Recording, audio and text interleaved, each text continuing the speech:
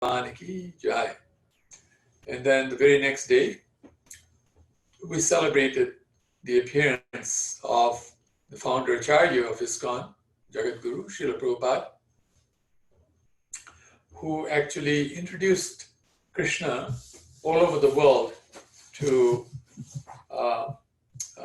all persons who were ready to hear like that.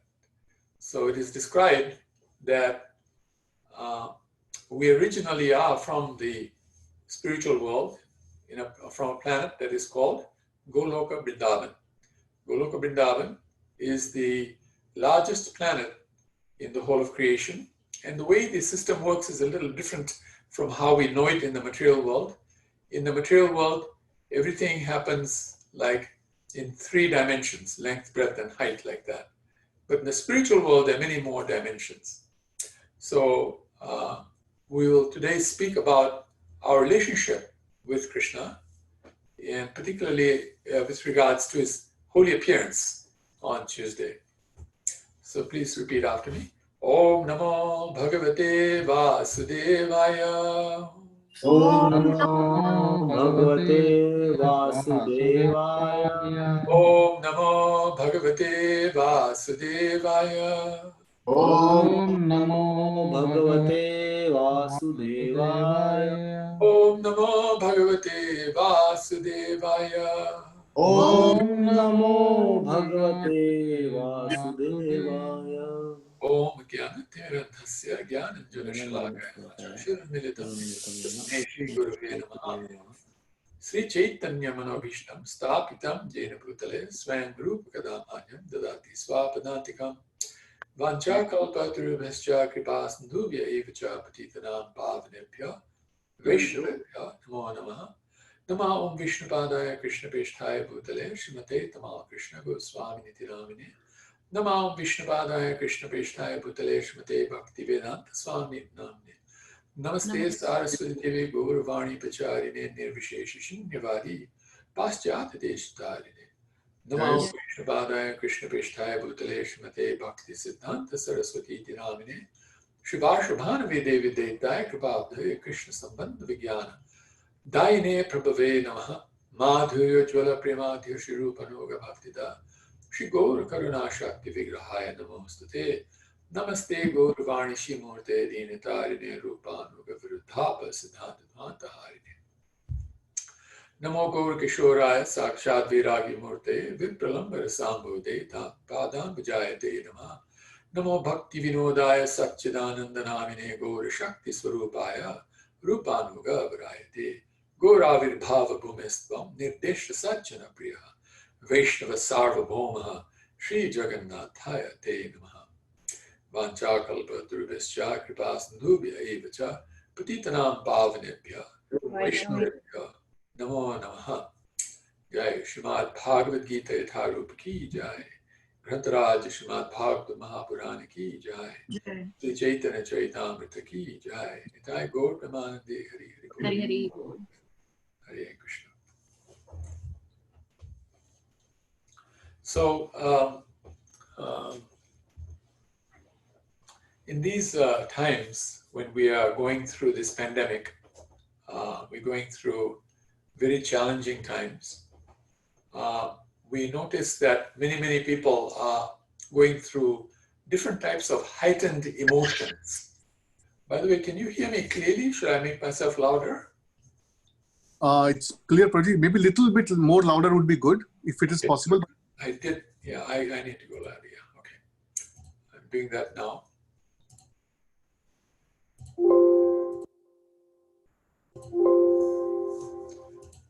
Okay, is this any better? Is this better, or should I make it louder? This is good, Prabhuji. Anybody else? Yes, Prabhuji, it's good. This is good, okay, thank you very much. Thank you very much. So, because of the pandemic, because we're going through a very unusual time, although it's actually not unusual, this is how Kali Yuga is meant to be. But because Lord Chaitanya appeared a little over 500 years ago, another age set in, the golden age, which is like Satyuga, except that it's better than Satyuga. Satyuga is also known as the Golden Age, and the next age, which is Dwapara Yuga. Generally, Satya comes, then Dwapara, then Treta, then Kali Yuga. But when Krishna appears, because he appears only one in every 1,000 Dwapara Yugas, then Dwapara and Treta switch, and Treta comes before Dwapara. But normally Dwapara comes before Treta. So Dwapara age is known as the is the silver age. And then Treta Yuga is known as the copper age, which is why in Treta Yuga you notice a lot of fire sacrifices are done. And you'll notice the receptacles are generally all copper. The receptacles are made of copper like that. And then Kali Yuga is known as the Iron Age, the age of quarrel and hypocrisy like that. So while Satyuga is known as the Golden Age, it is not as good as the Golden Age that sets in after Lord Chaitanya's appearance. Because when Lord Chaitanya's appearance happens, then it becomes a very exciting time, a very, very enjoyable time, a very blissful time. Now we might say, well, we don't seem to notice that around the world. We don't notice so much bliss. Even before the pandemic, we didn't notice so much bliss. And that is true because what is happening is that we haven't fully set into the Golden Age. What happens is whenever the ages move from one to the other, then 10% of the previous age comes into the current age. So as we know, Kali Yuga started 5,000 years ago. So 10% of Kali Yuga is 500 years. 10% of 5,000 is 500 years. So now we've gone past the 500 years. But then of the 10,000 years of this golden age, the first 1,000 still has the effect of the previous age. So there is a little bit of a mix like that, but it's not going to last very long. That mix is not going to last very long. Soon it's going to become completely golden age like that. The golden age is about to set in. It's going to set in within a few decades, I would say. Maybe 10 years, 20 years, 30 years, 40 years from now. Some of us will be alive to see it. But what is happening now is that because Kali Yuga is now moving out from the golden age, it's like a dragon, you know, it has a tail and it's it's lashing its tail, so that whiplash is what we're getting right now. We're suffering the whiplash right now. And in this whiplash, what happens is there are many, many emotions. Many people become very depressed, full of anxiety. Others are very bored. You know, they're completely bored. They're sitting at home and they're feeling very bored in their life. And they're looking for any opportunity to go outside and do something. That's why you notice so many people go out and do things, even when they're told not to do it, they're still doing it. Because they're so bored in the house, you know. They don't want to wear masks. It's too boring wearing a mask, you know. It's much better not to wear a mask and to do things like eat things, say things, laugh, and things like that. So all these emotions come from the spiritual world, actually. And they're meant to be here. We're meant to be very emotional like that. So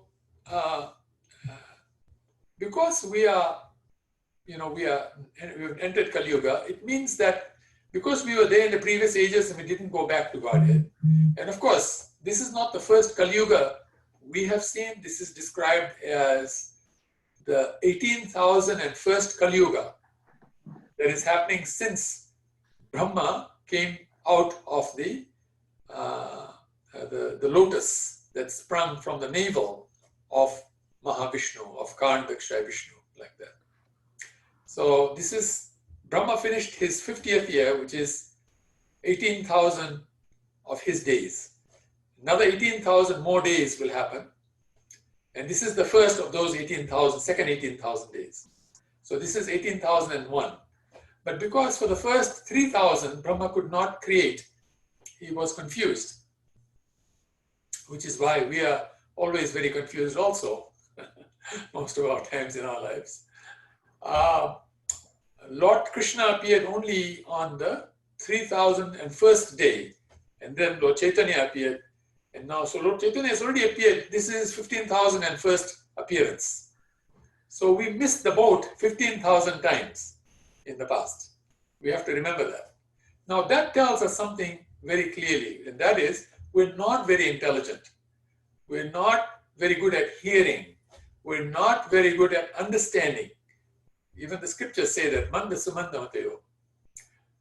So it is important for us to know that Lord Krishna understands this, and he wants us to know. He wants us to be happy. He wants us to be amazingly happy. We can't even imagine how happy he wants us to be. So what he does, he appears in the material world, and he will choose one from billions of planets in every universe. He'll choose one planet. And then, in this case, we are very fortunate. He chose our planet, planet Earth. And then what he does is then he moves off to another universe, and out of the billions of planets in that universe, he'll choose one planet and perform his pastime there. And then when he leaves from here, then Lord Chaitanya comes. And Lord Chaitanya then explains Lord Krishna's appearance and philosophy and lifestyle and everything, so that now we can understand it. Otherwise, we can't understand Lord Krishna's pastimes. They're very complicated in many ways. He does things like stealing butter, dancing with other people's wives in the middle of the night, killing demons when he is only 5 years old, killing demons anyway, like that. So people don't understand, why does Krishna do all these things, like that. So Lord Chaitanya comes and explains, and then people can understand better. And then by the time Lord Krishna has moved from that other planet that he went to in the other universe to yet another universe. And then Lord Chaitanya goes from this universe to that universe that Lord Krishna was in, and then Prabhupada comes to this universe. So like that, there's a train. First Krishna comes, then Lord Chaitanya, then Srila Prabhupada, then his disciples, the grand disciples, great-grand disciples, great-great-grand disciples.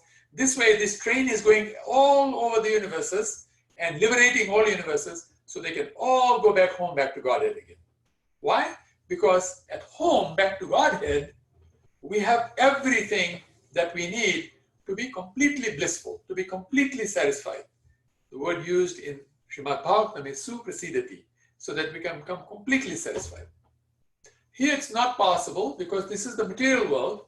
So the material world is described as dukhalaya asashvatam, meaning that it is full of misery and full of instability. And we can see that, right? Everything was going fine, then the pandemic came, and then the economy got hit. And now the economy is suffering, you see. And who knows, they've been saying that in fall and winter, it's going to become even worse. So I wonder what will happen to the economy then. The British economy has already failed. British economy fell in its GDP 24%. 24%. Now, for those of you knowing economics, you know that is not even possible that in 1 year the GDP can fall 24%. Even if it falls 1%, people think, oh, there's a recession, there's a big problem. It fell 24% because of the pandemic. You see what I'm saying? You can see unstable, right? British are considered like leaders of the world, They were at one time the rulers of India, right? And so unstable. Everything's very unstable. And there's a lot of misery, But just because the misery stops for a little while, we think, oh, I'm happy. But it's not real happiness. So Krishna comes and he says, look, I want you all to come back home, because there you will have everything. Any amount of wealth that you can even imagine, you will have. Say, for example, you want 10,000 Earth planets worth of wealth. I mean, can you imagine one planet Earth, how wealthy it is, right? How wealthy it is. You can't even put any figure on it. By the way, I don't know if you know this, but the ocean has more wealth than the land. Not because the ocean is 4 times bigger than the land. Not because of that. The ocean has 10 million times more wealth than the land. And people are going to find this out. And you'll suddenly notice people are going to go into the ocean looking for that wealth. And they will become very wealthy. Did you know that, amongst Hindus, some Hindus think that Kuber is the demigod of wealth, right? But Kuber's wealth is nothing compared to Varuna's wealth. And Varuna is the king of the ocean. Varunadev is the king of the ocean. Kuber gets his wealth from Varunadev. That's how rich Varunadev is. So, people are going to find this out. So now you can't even imagine how much wealth there is in this world, right? If you, compared to land, if the ocean has 10 million times more wealth, then you can't imagine how much wealth there is on planet Earth. You know what I'm saying? But you multiply that wealth 10 million times, and in the spiritual world, you can have it in 1 second. Every person can have it in 1 second. Now you can imagine how wealthy the people in the spiritual world are, right? In Golok Vrindavan, I'm talking about Golok Vrindavan. So Krishna wants to come back home. But right now, this Kali Yuga, people think wealth is most important. But actually, there are more important things also, right? Wealth is important, health is important, relationships are important, happiness is important, right? Our engagement is important. What do we do in our lives? Excitement is important. Magic is important. Miracles are important. There are so many things that are very, very important. All of those you can have completely, full satisfaction in Golok Vrindavan. And that is where Krishna came from on this planet. And he brought Golok Vrindavan here, and it became known as Gokul Vrindavan. Okay. Now, how Krishna knows that these inhabitants of Kali Yuga are very thick-skinned, they're not very smart. They're very foolish. So how am I going to train them to become Krishna conscious? So if somebody is completely gone case, right, can't do much, just can do all the wrong things very nicely. But any good thing, oh, it's very hard. Bad things, very easy. That's Kali Yuga, right? So how to turn them around? So Krishna very brilliantly organized Bhagavad Gita in such a way, and the Srimad Bhagavatam and Chaitanya Charitamrita in such a way. Chaitanya Charitamrita was Krishna coming as Gauranga Mahaprabhu, that we can now rebuild this relationship perfectly. First, he starts in chapter number 5, text 29, where he says, Suhridam Sarva Bhutanam. He says, I am the greatest friend, the greatest benefactor, the greatest well-wisher of all living entities. Suhridam Sarva Bhutanam. Suhrida means one who comes from the heart. Because when you love somebody, it comes from the heart, right? That's why sometimes they say, I heart you. Means I love you, right? So Krishna says, of all those who love from the heart, which is the deepest place from which the love can come, I am the greatest. Suhrida, not just Rida, Suhrida. Sarva Bhuta. Sarva Bhuta means all living entities. I am the greatest benefactor. So this is the first way to build a relationship with Krishna, to understand that he really, really loves us. And he wants us to be happy. That is why he made us of 3 items, Sat, Chit and Ananda. That is what the soul is made of, Sat, Chit and Ananda. Sat means eternal. Chit means full of knowledge, and Ananda means full of bliss. He made us like that. So why are we not experiencing that?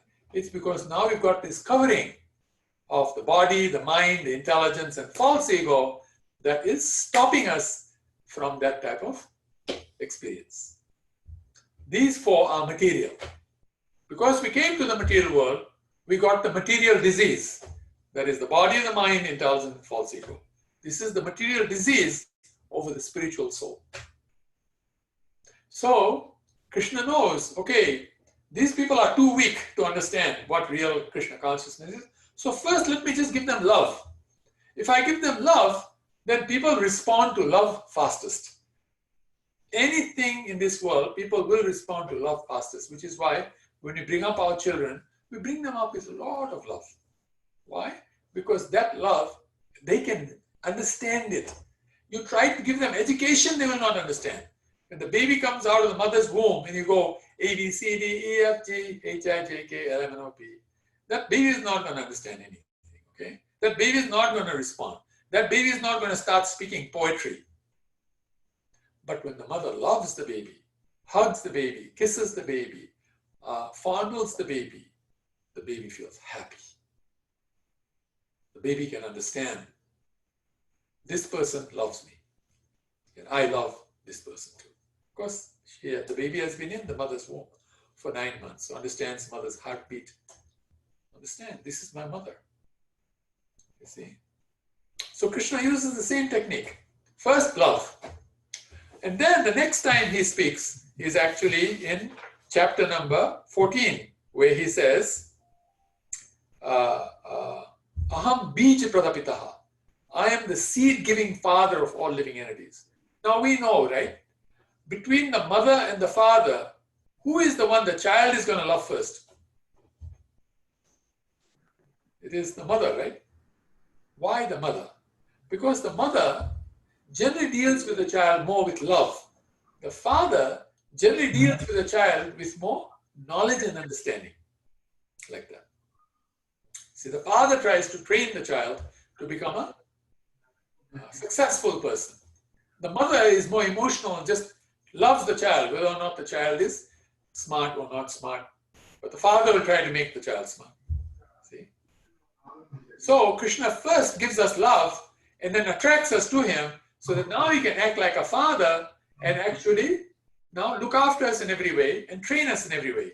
But we don't think he can look after us, so we get a nice job, nice business, because we need to take care of ourselves, right? Now, there's nothing wrong getting a business, nothing wrong doing a job, but one should not forget that it is Krishna who is the doer. Kartaham iti manyate jagat. Krishna is the doer. He is the one who is actually supplying. He is the one who's arranging the job. He is the one who's arranging the business. What to speak of the job and the business, he is arranging our breathing. How long can we live without a business? How long do you think we can live without a business? Many, many lifetimes, right? Somebody can live without a business many, many lifetimes because they can have a nice job. You don't need a business. And how much can you live without a job? Maybe you can live so many months, years, because you have that much savings, right? But how much can you live without breathing? You know, it's a few minutes, right? Maximum few minutes. Some not even that long. And Krishna is taking care of the breathing. So if he's taking care of the most important thing, why is not going to take care of the less important things? If someone can take care of billions of dollars, why they cannot take care of millions of dollars and hundreds of thousands of dollars and thousands of dollars and tens of dollars? You get the point? So Krishna is saying, Aham bij pradapita, I am the seed-giving father of all living entities. This is the beauty of Krishna consciousness. It is for all living entities, not just for human beings. And then in the next chapter, in chapter 15, Krishna says, he cites this verse which says, Mamai vamshav jiva loka jiva bhuta sanatana. He says, actually, every living entity is my part and parcel. So first he started with love, then he became the father, then he's saying, you're actually part of me. Just like these fingers are part of me. You see? So if I put some nice rasgulla in my mouth and I taste it and I feel, wow, this was so nice, my fingers are also enjoying, right? You see? Now you might say, well, it held the rasgulla, so obviously it's going to enjoy it. But my left hand never held the rasgulla, but it is also enjoying. My hair did not touch the rasgulla, but it is also enjoying. Why?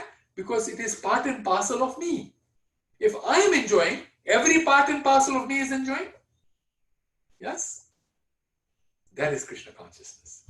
If Krishna is enjoying, every part and parcel of him will enjoy. Who are connected, we are disconnected, you see. We became disconnected, we left him. Came to the material world, we became disconnected. So the body is disconnected, the mind is disconnected, the intelligence is disconnected, the false ego is disconnected. So they can't feel the happiness Krishna is feeling because they're disconnected. Just like if this little finger disconnects from the hand, then it cannot enjoy it while I'm enjoying because it became disconnected. Idea is to reconnect it. You see? Then it becomes part and parcel again. We have to reconnect to Krishna like that. And then finally, when we do become reconnected, the best part is, he says, Jivera Swarupa hoy Nityara Krishna Das. Now, in this world, nobody will understand that the best thing to do is to serve. most people think to serve means to become like a servant, to suffer, because you have to do things as a servant. But that's just the opposite of Krishna consciousness. Krishna consciousness says, if you are serving, then you are expressing your love to Krishna. Krishna expressed his love to us, right? So much love he is showing us. He's becoming Father. He's allowing us to become part and parcel to him. So we should also do something for him, right? It's not correct to only take, and not reciprocate. So from our side, our happiness is we are reciprocating. From Krishna's side, he is happy to give us shelter. But from our side, we are reciprocating. Therefore, the highest position to hold is of servant. And that servant can be in different, rasas. You can serve in terms of neutrality. You can serve as a servant. You can serve as a friend. You can serve as a parent. And you can serve as a beloved. 5 rasas are there. But they're all service. The gopis are always serving, right? The gopis are always in Madhurya Das. Yet they're always serving. They're always serving Krishna. They're always trying to figure out how they can make Krishna happy. And they know that one of the best ways to make Krishna happy is to make Radharani happy. And then Radharani will make Krishna happy, and that happiness is going to be much bigger. So we are like that too. We are Gopir Bharatu Pada Kamalayar, Dasa Das Anudasa. See, we serve the servants, who are the servants of the servants of the servants of the servants, like that. Finally, of the gopis of Braja, who are themselves the servants of the supremely attractive couple, Radha and Krishna. And in separation, Gaura Nityananda. Like this.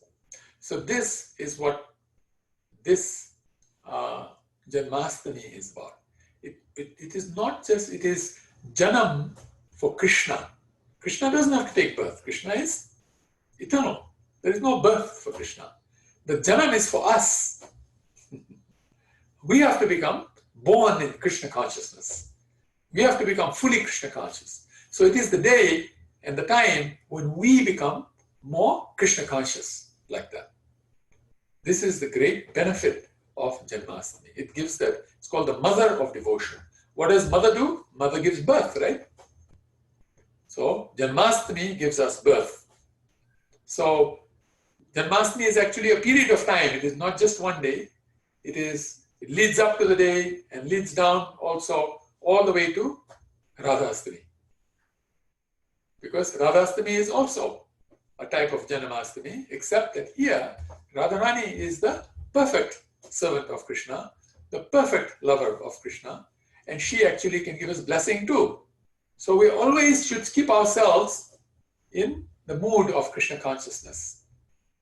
And then Radharani will bless us, and when Radharani blesses us, then we have complete success. And it is described that when we become like that, then we go to that planet in that next universe where Krishna is performing his pastime, wherever it is. It might be 7, 8 universes away by the time we reach there. Whenever we reach there. Generally, it's the next universe, if we do it in this life. Then we can get trained up there very nicely. And who trains us up? Tulsi Maharani's servant. That is why we must do Tulsi Puja every day. And in that Tulsi Puja, you will notice the prayer is there. Please allow me to become your servant. Please allow me to become a resident of Vrindavan. Please allow me to serve Radha Govinda. And please, Radha and Krishna. You see, it's a very scientific process. And there, because everything is perfect, just like when Vrindavan was on this planet, maybe some of us are not aware, it took a preparation of 2 million years to prepare Vrindavan, for Vrindavan to come. To prepare the place, Krishna's devotees came from the spiritual world 2 million years earlier to start preparing the place. The air had to be trained, the grass had to be trained, the trees had to be trained, the water had to be trained, everything had to be trained, so that when Krishna comes, then Krishna is looked after very nicely. So everything is completely perfect, because after 2 million years of training, obviously everything is going to become perfect, right? We take only very little time to get trained up in different things, right? But this is Krishna consciousness. This is amazing Krishna consciousness. So it takes 2 million years of training, of preparation. So similarly, when you go to that next planet where Krishna is performing his pastime, that place is completely prepared. So when we enter the atmosphere in the cloud, which is where we first come, in the drop of water, which will go into the grain, which will be eaten by the father, who will then give the living entity to the mother, who will then incubate the baby and then deliver the baby. This is the process. All from the point we reach the cloud in that drop of water, we will feel perfection. We will feel, oh, it smells very nice here. Everything looks very beautiful. Right from there, we'll be in complete bliss. Even when we've just entered that drop of water, we'll be in complete bliss. All the way to when we drop into the father, into the gopi's womb, and then come out as a child of a gopi, and then get trained by Tulsi Maharani's servant, Tulsi Maharani's devotee, disciple. Till the time we finish all our pastimes there, it'll be pure perfection. Everything is pure perfection. Here, everything is pretty much pure imperfection. Everything goes wrong here, nothing goes right. If it goes right, we think, oh, that's very unusual. You know? Be surprised that things go right. Don't be surprised when things go wrong. But there, it's very opposite. Everything goes right all the time. Perfect. So we get perfectly trained up, and then we go back home to the spiritual planet of Golok Vrindavan. So this is actually the process. And this is the fortune of this time. So we pray. At this time we pray to Radha and Krishna, to our spiritual master, to Srila Prabhupada, to the Guru Parampara, to the 6 Goswamis, to Radha, to Tulsi Maharani, to Lord Nrsimhadev, Anantasesh, to Prahlad Maharaj, Panchatattva, Gaurnitai, like that. All these wonderful, wonderful personalities. We pray to them. Please bless us. Please bless me. Please bless us. Because we want everybody to be blessed. That we may become fully Krishna conscious. And that we may always, always, always please Krishna every moment of our lives. And that we may never displease Krishna. Just like we have 2 golden rules in this world, always remember Krishna and never forget Krishna. Similarly, 2 golden rules are, let me always please Krishna, let me never displease Krishna. Like that. So this is the time when we can actually pray like this, and Krishna will grant us the boon. He will grant us at any time. But this is like a bonus time. First, it is golden age. Then, now just happened Janmastami. Now, Radhastami about to come. Before that, Lord Balram's appearance came. Lord Balram is the one who gives all spiritual energy. So this is perfect time. Everything coming together, perfect time. Prabhupada appears. The Acharya appears. Jagat Guru appears. You know, and he did amazing, amazing things. It's not possible for us to do. But he did amazing, amazing things. Like, you know, for example, when he would offer, devotees saw this when he'd offer water to Tulsi when he's doing Tulsi Puja. He would take it in a conch and throw the water at Tulsi from about 3 or 4 feet away. And the water would come out in a perfect stream, just like on a pipe. The water comes out in a stream, comes out perfect stream, goes around Tulsi, and then lands on Tulsi, into the base of Tulsi. Circumambulates Tulsi first, and then goes down. Now you can all try this. Try in your home. Take some water in the conch, from 3 feet, throw it at Tulsi. See what that happens to that water. See if it forms a perfect stream, goes around Tulsi Maharani, and then lands nicely. Not possible, right? It's going to splash. Most of it won't even fall on Tulsi. It'll fall on the ground. You'll have to take some towel and wipe it. It'll be embarrassing. This is Prabhupada. He was not ordinary personal. He did things. He walked on air. Jesus walked on water. Prabhupada walked on air. Literally. Devotees saw that. They didn't believe it, first of all. Then when they started talking to one another, they, oh, I saw it too. Oh, I saw it too. I thought I was just imagining things. Wow, that's amazing. And he did it more than once. Okay. This is Prabhupada. Very amazing personality. Prabhupada is actually the magic mantra of this world. If you say Prabhupada, whatever you're doing will become successful. It's the magic mantra. So please take advantage of this. This is the time, take advantage. And the greatest way we can take advantage is by reaching out to others and giving them this message that no one loves you more than Krishna. You want to be truly happy? You want real love? First, fall in love with Krishna. Let Krishna's heart become part of your heart. You two hearts get together. I heart you. I heart Krishna. Like that. Get these two hearts together. And then understand that Krishna is the father. Just like the father's role is to take care of the family. Make sure that everybody in the family is well supplied with roti, kapra and makan, or like they say, with food, clothing and shelter. They're peaceful, they're happy. It's the father's role. So Krishna is the perfect father. He in fact can take care of all living entities. We as fathers can hardly take care of even one person, or two people, or three people, or four people, or five people. Krishna is taking care of every living entity simultaneously all over creation. Can't even count how many people there are, including those in the spiritual world. Now you're completely losing count. You already lose count in the material world, what to speak of the spiritual world. Krishna takes care of all living entities, whether in the material world or spiritual world, completely. This is how great a father he is.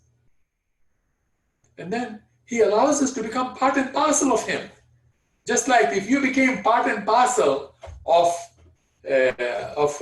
some big company, like let's just say Microsoft, right? Very wealthy company. If you became part and parcel of Microsoft, you are automatically billionaire because you're part and parcel. Means cannot be separated from Microsoft. Now, even shareholders can be separated. Employees can be separated. But who cannot be separated from a company? The owner, right? The owner cannot be separated. Krishna is allowing us to become owner, part and parcel. How great is that? So we should be very encouraged and we should give this message to others. And that is what pleases Krishna the most. He says that in the Bhagavad Gita. The one who spreads this message to my devotees, and everybody is Krishna's devotee, is most dear to me. And never there will be any person more dear than he who gives this message. Always make some effort to give this message out through your Facebook page, personally, or anyway. Somehow or the other, reach out to others. Thank you very much. I'm going to stop here. I was asked to speak till 8:15, and now it is like a little before 8:15, maybe a few seconds before 8:15. So I'm going to stop here and ask if you'd like to say something, ask any questions. Hare Krishna, Prabhuji. This is Raseshwar Das. I have a quick question. Thank you so much for the wonderful class. So you mentioned a lot about how Krishna is father and how he is always loving everybody. So personally speaking, for me, the fasting is very difficult, right? And generally by our acharyas, we have been advised to fast on the appearance day of like Balrama or Krishna, and then it is recommended you fast without drinking any water, like kind of a nirjala, right? So would Krishna, or is Krishna happy seeing his own kids who he loves so much kind of not being comfortable whole day just before his day of appearance? Like like if just a material example, if my child will fast for my birthday, I would not like that, right? I want them to be happy, eating feast and celebrating like that. But for some souls it may be a wonderful experience fasting, but most of us it's very difficult, right? So how to understand that and how to understand explain that to others as well? Yeah, so fasting is actually possible when your senses are under control. When the senses are not under control, then obviously fasting is going to be very difficult, right? So the idea is that we try to bring our senses under control progressively.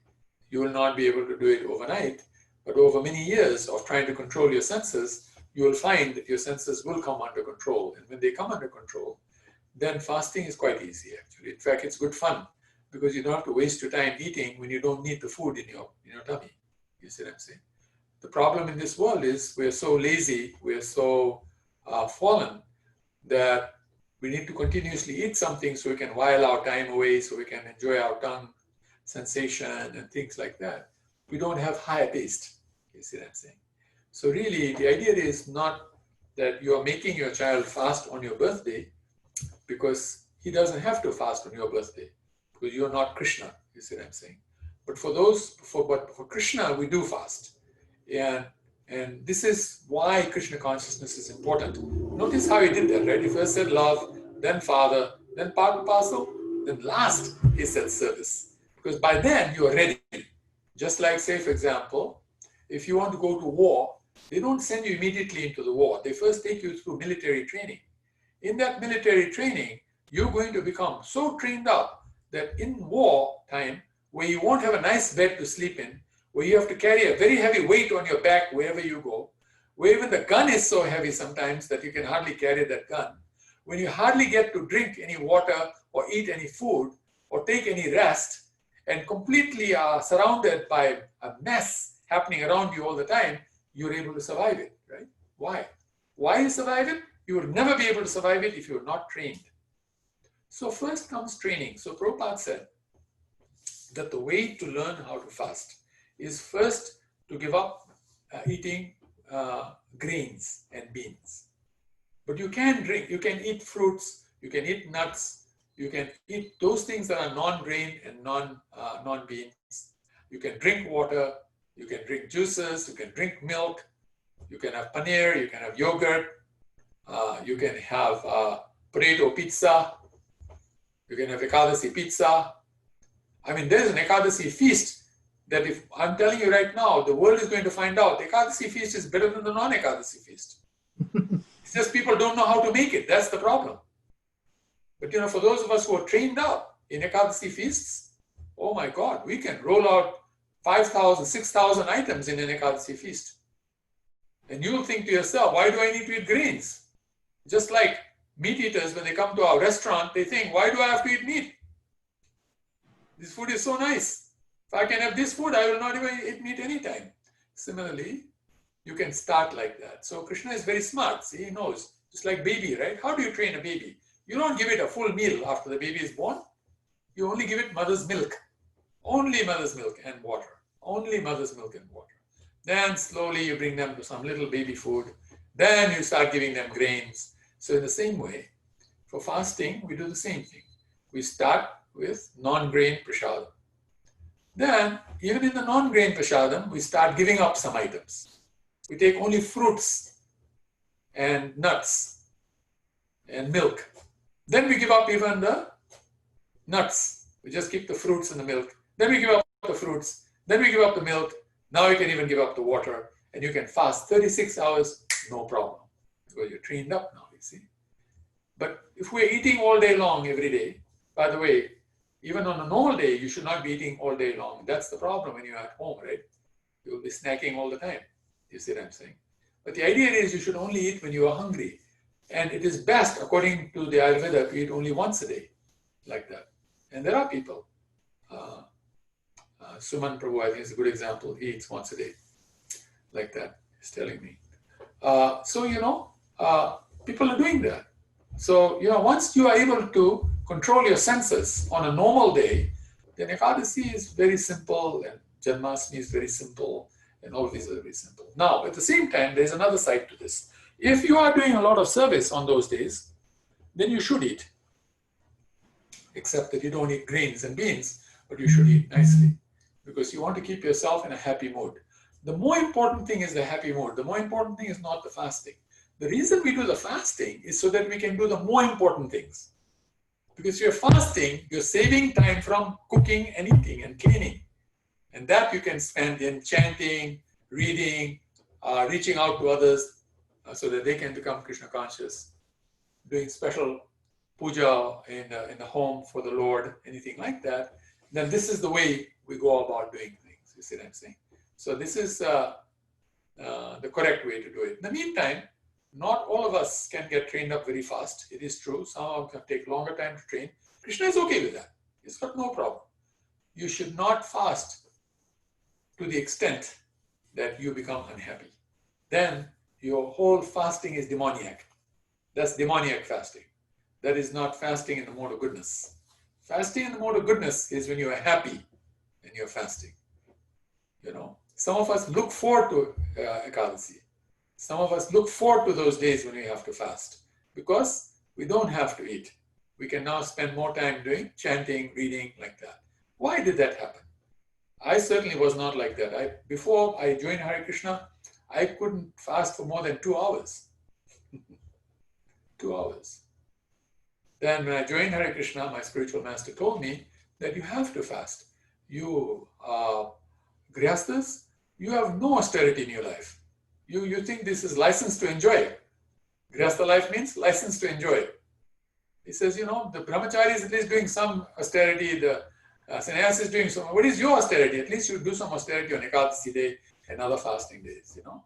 So he trained us like that, and we became so good that today I can go without food and water for 2 days now. He trained up, you see what I'm saying? If I don't get food and water for 2 days, it doesn't bother me. I've got plenty of things to do. I'm a very happy person. I've got no problem. I don't look at food and think, man, I wish it wasn't fasting day today. I could have eaten that. You don't get that type of feeling. The reason is you get trained up. This is just training, that's all it is. So a person who could not last more than 2 hours is now lasting 2 days. So what is happening? That's training, you see what I'm saying? Just like in your work, right? Anything in life, you're trained up. And when you are trained up, then amazing, amazing things happen. You know, you're able to do amazing, amazing things. But never ever force a child or a wife to actually fast. They're not required to fast. They're supposed to fast only if the father or the husband says. That's the Vedic understanding. Children and women are not meant to go through those austerities. Men are supposed to go through those austerities. And so, but sometimes we find the women are stronger than the men and the children are stronger than the parents. All this happens. So, you know, it's Kali Yuga.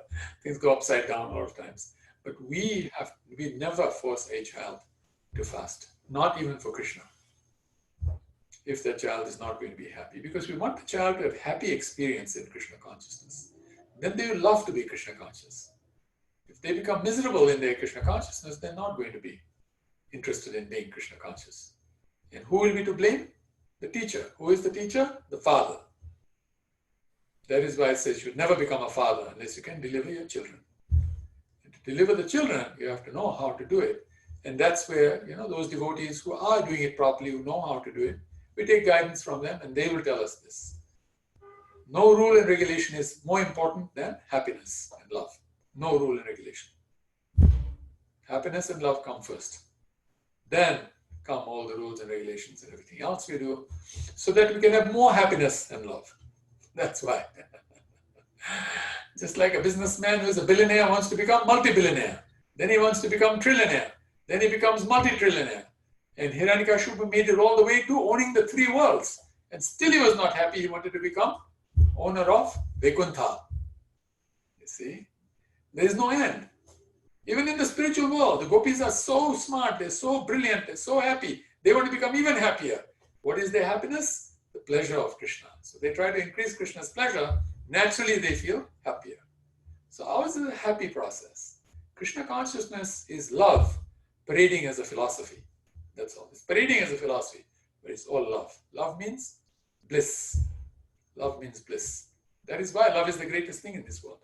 Nothing can defeat true love, and true love can defeat everything. Why? Because there's some bliss in that love.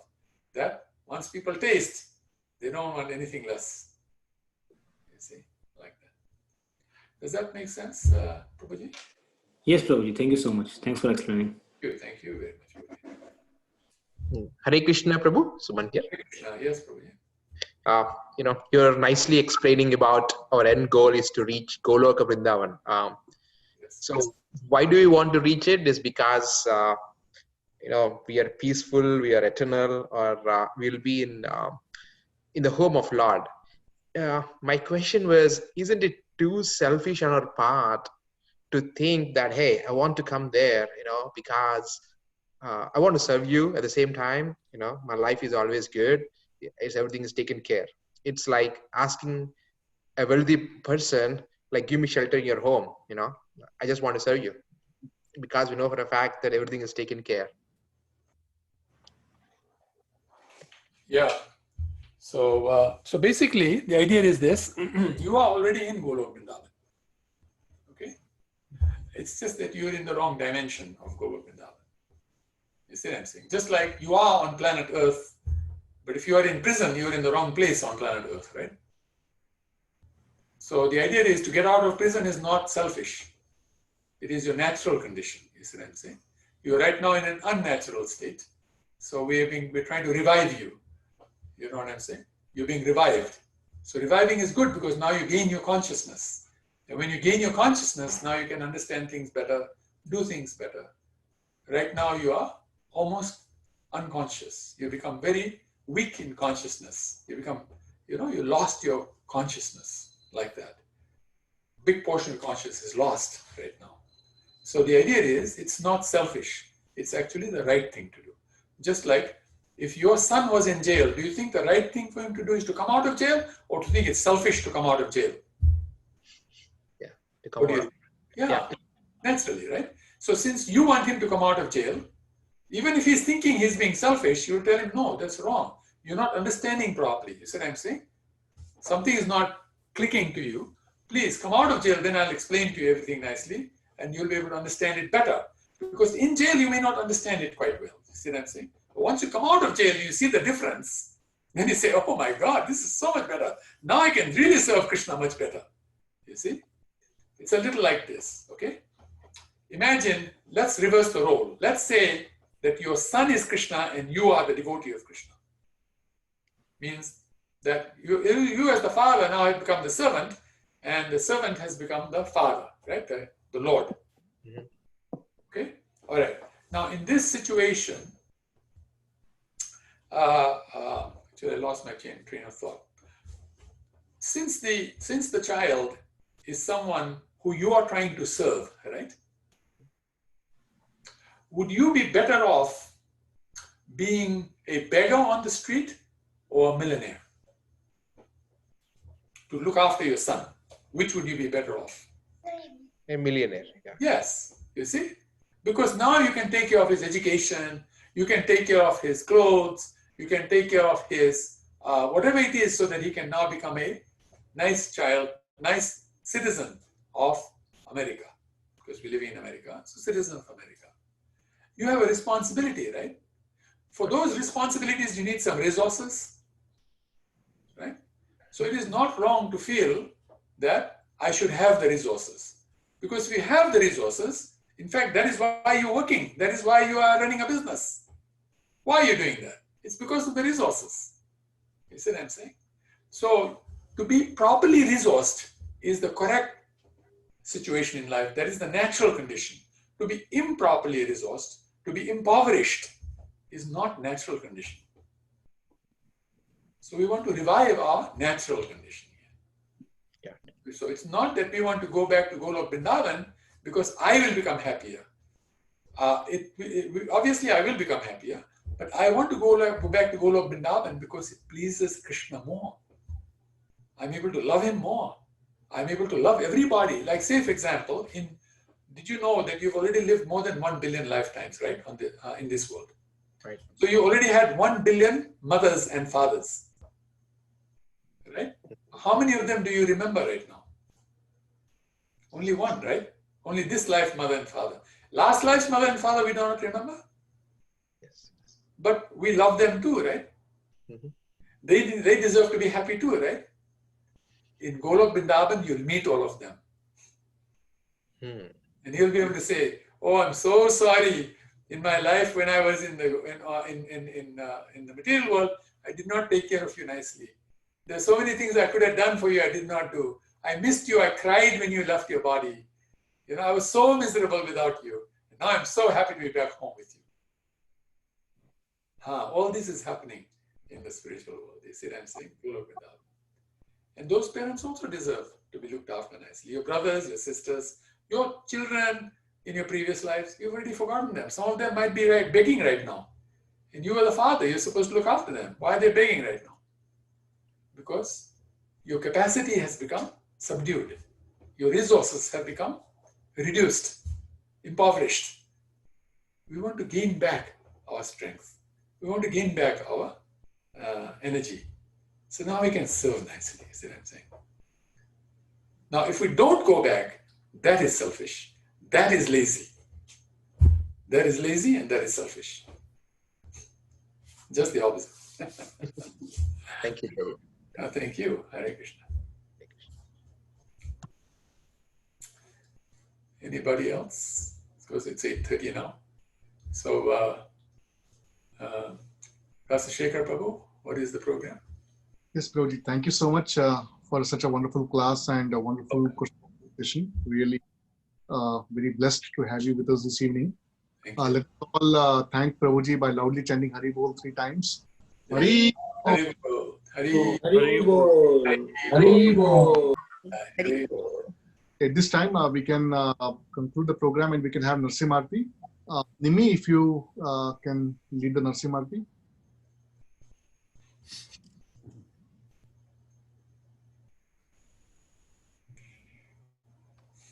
Right direction. Namaste Narasi.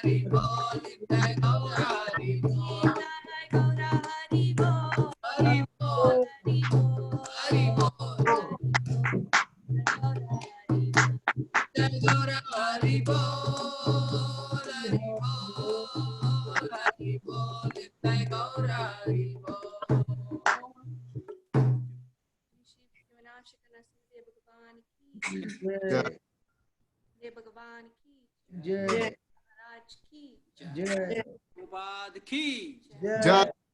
और Premanand Hari Hari At this time, I would like to request Lavanya Mataji and Rasesha Prabhu to kindly announce about our weekend regional Bhagavad Gita conference call information. Yeah, Hare Krishna Prabhuji, Srinivas here. Yeah, tomorrow we have our weekly Telugu class at 8 p.m. 8 a.m. CST time, and tomorrow's class will be taken by His Grace Hare Krishnananda Prabhuji from ISKCON Warangal, and we are continuing from our first chapter 11th sloka onwards. And please everybody join and make sure that we attend the class and take the opportunity. Thank you very much. Hare Krishna. Hare Krishna. So this week we have our guest speaker, Prem Chandra Prabhu from Dallas for our Hindi Bhagavad Gita class on Sunday, 9 a.m. Central. He would be speaking from Bhagavad Gita chapter 1, verse 21 to 28. And I would be sending out the details tomorrow afternoon, and just forward it to your friends and family members who would like to hear in Hindi. That would be awesome. Thank you so much. Thank you, Prabhuji. Hare Krishna. At this time, I think we can conclude today's program. Once again, thank you so much, Nityananda Prabhuji. Welcome. Thank you all very much. Hare Thank Krishna. you. Hare Krishna. Jai. वैष्णवेभ्यो नमो नमः। अनंत कोटि वैष्णववृंद की जय। And Suman Prabhu, thank you so much for the darshan of your deities. Thank you so much. Very beautiful. Thank you very much. Hare Bol. Thank you. That was Sujan's idea, I always wanted to show it since last week. 2 weeks back. So. Nice. Also today is the Vyas Puja of His Holiness Gopal Krishna Gosai Maharaj. Akshay Keshav Prabhu, you want to quickly give us a one-liner brief highlights about today's event? I think he's left, Prabhuji. I think he's left. He's gone. Oh, yeah. Okay. Yeah. Today it looks like Maharaj's Vyas Puja celebrations were. Yes. Thank you. Hare Krishna. Thank you. Hare Krishna. Hare Krishna. Hare Krishna. Hare Krishna. Hare Krishna.